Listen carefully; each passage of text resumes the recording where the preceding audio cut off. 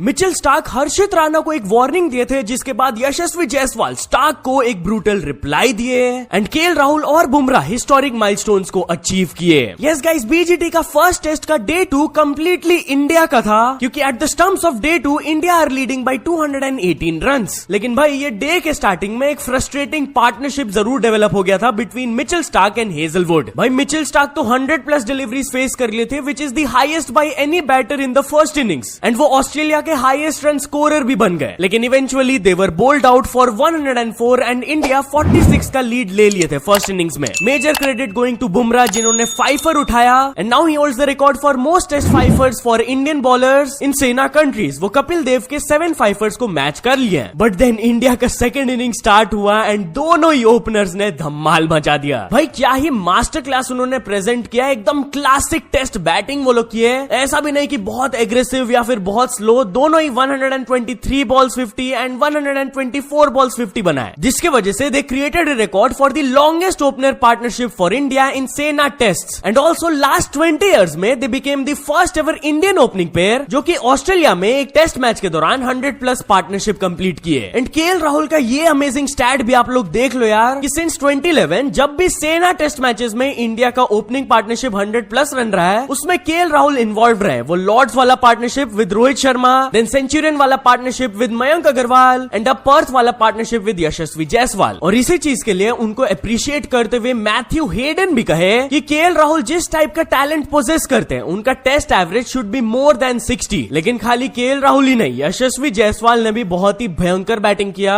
वो Nathan Lyon को एक 100 मीटर 6 भी लगाए थे, जिसके वजह से ही now holds the record for the most test sixes in a calendar year. 34 sixes वो लगा चुके हैं यार। ब्रेंडन मकलम का वो रिकॉर्ड ब्रेक कर दिए। एंड या while we talking about him, तो उन्होंने मिचेल स्टार्क को क्यों टीज किया, चलिए मैं आप लोगों को उस लफड़े के बारे में भी बता देता हूं। बेसिकली जब मिचेल स्टार्क बैटिंग कर रहे थे एंड उनके केकेआर टीममेट हर्षित राणा उनको एक बाउंसर डाले थे, तब स्टार्क उस बॉल को कंफर्टेबली नहीं खेल पाया था एंड उनके बॉडी में थोड़ा सा लग गया था। तब मिचेल स्टार्क हर्षित की तरफ फेस करते हुए एक स्माइल के साथ बोले, Harshit I bowl faster than you. तो हर्षित उनको देखकर स्माइल किया एंड मिचेल स्टार्क उनको बोले, I have got a long memory, kind of saying कि भाई मैं याद रखूंगा ये बाउंसर, जब तुम बैटिंग करने आओगे तब मैं भी दूंगा। थोड़ा सा फन बैंटर था ये, नथिंग टू एग्रेसिव, वो लोग केकेआर टीममेट्स है। बट इसके बाद क्या हुआ कि यशस्वी जायसवाल जब स्टार्क के खिलाफ बैटिंग करने आए, तब वो उनको आराम से थोड़ा सा खेल रहे थे। तो जैसे ही स्टार्क उनको एक बॉल डाले थे एंड आराम से यशस्वी उसको डिफेंड कर लिए, तब स्टार्क उनको शायद से कुछ बोले थे विच वाज़न्ट ऑडिबल। तो यशस्वी उनके तरफ फेस करते हुए बोले, what? And after that Yashasvi literally Starc को बोले, इट्स कमिंग टू स्लो।